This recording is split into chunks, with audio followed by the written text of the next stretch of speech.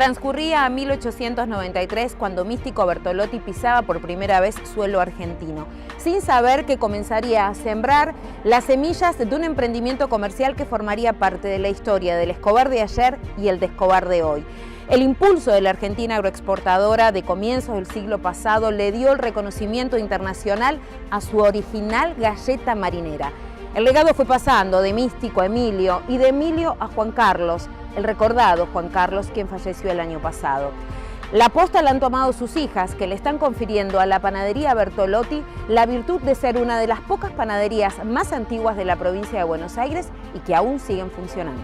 Llegaron de Italia, llegó de Italia mi bisabuelo, Místico Bertolotti, y bueno, también era italiana mi bisabuela Rosa Raggi, que se casó con él. Pero se conocieron acá. Se conocieron acá, sí. Cuando vinieron todos de la guerra, en realidad también, ¿no? Una parte, y bueno, la inmigración de venir a hacer la América o de venir y sí, todos a trabajar. Fueron varios hermanos, pero bueno, siempre fueron comprando la parte y al final se terminó quedando mi abuelo con esto solo. Después, bueno, siguió mi papá y mi tío, de la parte de mis primos también, vendieron su parte y nos seguimos quedando nosotras. Pero siempre siguió la familia. Sí, la historia, a ver, por ejemplo, en otras épocas, así como hace un rato, bueno, mi hermana te decía que acá había unas caballerizas en el lugar donde estaban los hornos, esas caballerizas eran porque, bueno, se tenían los caballos porque antes se repartían pan en aquella jardinera que está allá. Claro. Se repartía el pan y se llevaba a las chacras, por ejemplo, una vez por semana, las bolsas de arpillera con la galleta de campo. Estas antes eran así de grandotas y esto se llevaba al campo. Este tipo de panes, la galleta, el redondo, son que los seguimos haciendo todos los días porque son los panes clásicos de aquella época. No es porque sea lo que más se vende ni nada, porque ahora toda la gente busca el pan chico, ¿viste? Pero esto sí, porque esto se llevaba y duraba una semana la galleta de campo. Entonces la iban cortando en fetas y la comían así. No era como ahora que tenés el pan fresco todos los días. Con ingredientes sencillos, la panadería comenzó a elaborar un producto que la convirtió en una estrella prácticamente del comercio que se generaba acá y que se iba afuera. Estamos hablando de la galleta marinera, la original galleta marinera que comenzó acá, en la panadería Bertolotti. Y la galleta marinera sí, fue una idea de mi abuelo, está la receta original de mi abuelo, se sigue haciendo con esa receta original de mi abuelo Emilio. Brillando la mano, una por una. Una por una, se brilla. Brillar es pasar el palito para estirarlo un poco, eso es brillar. No se pasa por máquina, entonces se brilla, se pasa el palito una por una y se va tirando para que el otro la reciba y la ponga en tablas. Porque todavía nosotros seguimos teniendo hornos que se cocinan, son los hornos de leña, los antiguos hornos de leña, que los adaptamos a gas obviamente, pero que le decimos horno de piso. Es el horno que va, el pan que va sobre el piso así del horno, que entonces queda la costra y queda el tostado. Toda la factura, todo lo que es en latas que hacemos cosas, es todo en el horno de piso. No en el rotativo. Tiene una cocción diferente. Y es más, te digo, estamos a punto de adaptar un horno de ladrillo refractario viejo que tenemos a leña, porque vamos a empezar a cocinar otra vez el pan en tabla, con la pala, sacando como se hacía antes, para tener otro tipo de pan. Había muchas cosas de las creaciones que por ahí salían de casualidad por querer hacer otra cosa. Esto no, sé que esta la pensó, porque aparte esta galleta sirve, por ejemplo, servía, y sigue sirviendo, pero bueno, antes servía para mandar en las cajas de salvataje en los barcos, porque dura meses y meses y meses, porque al no tener ni sal ni grasa y ser bien seca. Sobre todo es eso, que la galleta marinera es algo seco. Entonces eso hacía que se pudiera llevar, además de exportarla, se pudiera llevar en las cajas de salvataje, cosa que se tenían que estar meses o lo que fuera en los botes porque se hundía un barco, lo que fuera. No, pero de hecho los barcos tardaban mucho tiempo en llegar de Argentina hasta Europa, porque nosotros exportamos, incluso se terminó todo cuando después de la guerra. Hundieron el último barco. El último barco de galletas se hundió. Y de los tallarines, que los exportábamos también. Lo que pasa es que en esa época las harinas eran diferentes por completo. No era la harina de ahora tienen muchísimo más gluten, es diferente. Por eso tampoco el pan sale como era antes. Y aparte tenía un envoltorio especial, se ponían en bolsas de arpillera, en cajones que había hecho con cincho, se llama lo que decía papá, los había hecho mi abuelo, había mandado a hacer especialmente esos cajones para que no entrara la humedad. Y ahí adentro iban todas las bolsas de arpillera llenas de galleta marinera. Y este se mandaba en las cajitas, que todavía las tenemos por ahí, unas cajas de cartón alargadas con el celofán en el circulito para que se viera el tallarín, pero son tallarines que están secados en palos, no están secados con un sistema de secado moderno. Estos se cuelgan, tenemos todavía la estructura de todos los palitos colgando en esa estructura, se cuelgan en los palos, se tapan con tendillos y se espera a que se sequen solos. Entonces se le va absolutamente toda la humedad, entonces después esto lo podés conservar en una alacena por meses. Y la galleta marinera hemos hecho la prueba, mi papá ha hecho la prueba de haber guardado un paquete así durante años y años y años para ver cuánto duraba. Y la abrimos y la galleta estaba bárbara, sin ponerse fea, sin tener humedad, nada. Y una de las otras de las cosas que salieron también en esa época de casualidad son las tostadas, que también salió a raíz de unos pan dulces, ¿no es cierto? Una masa para pan dulce que se quemó. Mi abuela lo cortó todo, dijo, bueno, lo voy a tostar y de ahí salieron las tostadas estas. Están las recetas de mi abuelo en cuadernos y cuadernos. Sí. Y aparte las indicaciones de mi papá en todos los detalles. Porque mi papá mientras pudo, él estaba metido en la cuadra, en el reparto, en el negocio. La familia Bertolotti, desde que llegó aquí a Escobar, se ha involucrado con las diferentes instituciones. De hecho, Emilio Bertolotti formó parte de la comisión del Club Independiente y también de la Cámara de Industria y Comercio de Escobar. Sin lugar a dudas, su participación más notoria fue en la Procomisión Partido de Escobar hace 60 años atrás. Mi abuelo Emilio Bertolotti, sí. Él estuvo, cuando nos separamos de Pilar, digamos, porque dejamos de ser partido de Pilar. Él también, y después mi papá también, fueron presidentes también del Club Atlético Independiente de acá de Escobar. También fue uno de los fundadores del Club de Remo, también, no sé, estuvo en tantos lados. Pero bueno, muchos años, inclusive siendo presidente ya mi papá del Club Atlético Independiente, cuando se ensanchó la Tapia de Cruz, la avenida Tapia de Cruz que pasa por la iglesia, ¿viste la que pasa por la iglesia y la plaza? Antes era angosta y se ensanchó y se tuvieron que sacar todos los tilos. Estaba llena de tilos. Entonces mi papá gestionó junto con la municipalidad que no los cortaran, que los sacaran con raíz y los trasplantó al Club Atlético Independiente en el campo. Y allá tenés toda la sombra de las parrillas, de las mesitas que están abajo, todos los tilos de la Tapia de Cruz de Escobar. Él amaba la naturaleza, amaba el verde, tal es así que no te dejaba ni podar un árbol de los que tenemos acá en el parque, que él era también de plantar, también venía de herencia, porque acá también... Todo lo que es acá lo plantó mi papá. Toda la vida se peleó con la municipalidad porque le destrozaban los árboles cuando los podaban. Ellos se iban, por ejemplo, con los amigos a comer el asado a la palmera, que es una palmera que queda en el Cazador, en un baldío que está cerca de donde está el aeródromo. Bueno, hay un baldío ahí que tiene una palmera.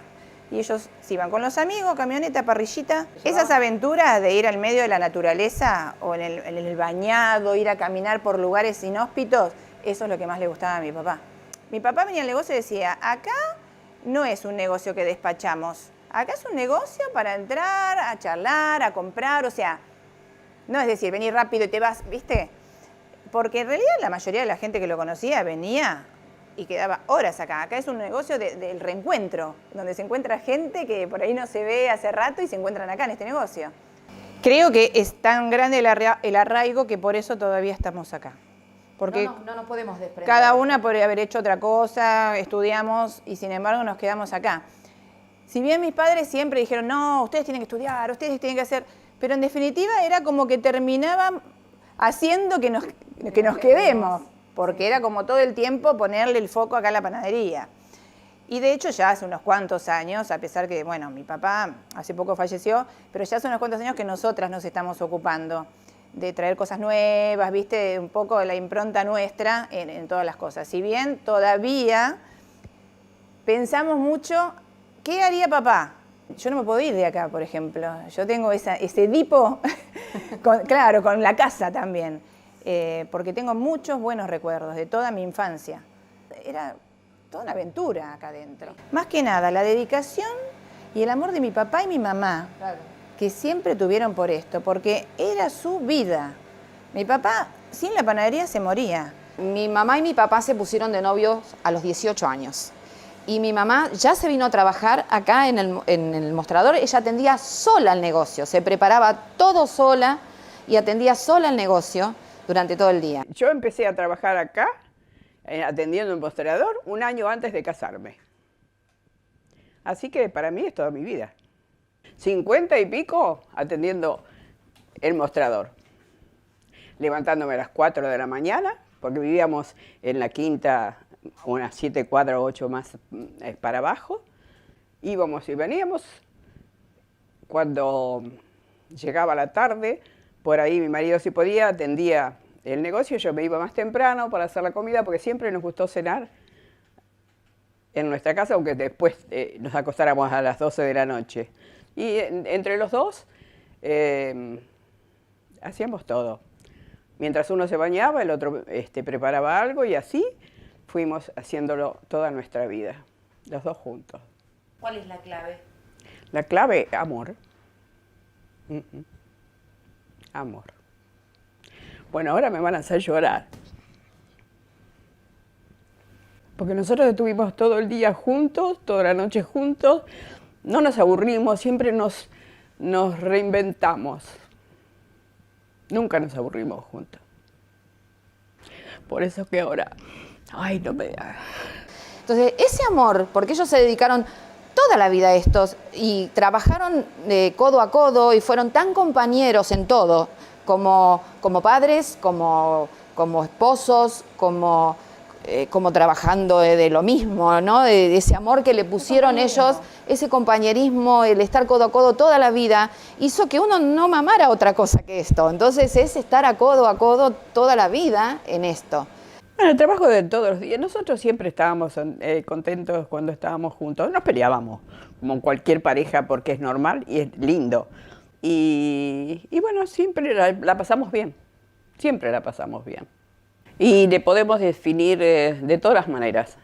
Payaso, alegre, triste, rezongón, mi marido. Pero bueno, era eso. ¿Rezongaba? Bueno, a veces nos rezongábamos juntos.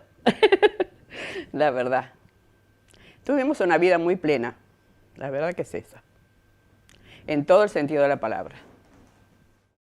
Disfrutá Escobar, del Paseo de las Esculturas al Aire Libre, la Granja Educativa Don Benito, el Jardín Japonés, el Museo del Tren, Temayquén, la gran variedad gastronómica en las 6 localidades y mucho más. Entrá a www.escobarturismo.tour.ar. Escobar florece. Y en esta historia familiar no todas han sido buenas noticias. La muerte de Juan Carlos Bertolotti el año pasado conmocionó a la sociedad escobarense. Una persona que reía, que disfrutaba, que trabajaba con alegría. La ausencia de él ha dejado dolor, mucho dolor, en aquellos que han sido sus amigos más allegados, en sus familiares y principalmente en sus hijas. Hay gente que nos ha dicho, el pueblo lo extraña. No solamente nosotros. Hay amigos que todavía no pudieron volver a entrar. Hay amigos que hablan con mi mamá y le dicen, ya voy a volver, ya voy a ir a visitarte, pero no pueden entrar. Mi tía, mi prima hermana de mi papá, No volvió. no puede venir, ¿viste? Porque era como hermano de ella, entonces no, ella entra acá y sufre y llora, entonces mi tía, que es mi madrina también, no entró más todavía acá. Mi papá tenía una personalidad muy carismática y ¿sabés lo que hacía mi papá? Que vos necesites de él. Y todo el mundo, porque la mayoría de la gente era una persona que enseguida le entraba y te gustaba disfrutar de su charla, ¿me entendés? Y así te digo que lo recuerda toda la gente, no solo los amigos, sino clientes, lo extrañan. La verdad que es muy, muy duro todavía para nosotros, para mí terrible, Un gran padre, aparte súper presente durante toda la vida, desde chiquitos hasta grandes, porque yo seguía siendo la nena y le digo, papi, tengo 50 y pico de años. Y lo más duro de todo es que mi papá todo el tiempo estuvo consciente de lo que le estaba pasando. ¿Viste? Él sentía lo que le iba a pasar. Y creo que él se daba cuenta más que nosotros. Él ya se lo dijo a mi mamá, me tocó a mí primero, María, le dijo. Porque ellos siempre mi papá le decía a mi mamá que lo mejor que sería para ellos es que los dos pudiesen morir juntos. Así ninguno sufría. Ese era el amor que tenían. Y ese era el amor que nos transmitieron a nosotros. Y con el mismo amor que criamos a nuestros hijos y el mismo amor que está en toda la familia. Y el mismo amor que lo transmitieron acá y lo transmitieron a nosotros. Y esto no es solamente un trabajo, una fuente de ingresos, porque ahora es más una fuente de egresos que de ingresos, pero qué sé yo, es algo que no queremos desprendernos, está toda una historia de vida acá. Olores, sabores, anécdotas, historias de mucho trabajo, pero sobre todo sentimientos que suman, a pesar de la ausencia de Juan Carlos, para que la panadería siga trabajando como lo está haciendo en la actualidad. La panadería Bertolotti, hoy más pionera que nunca.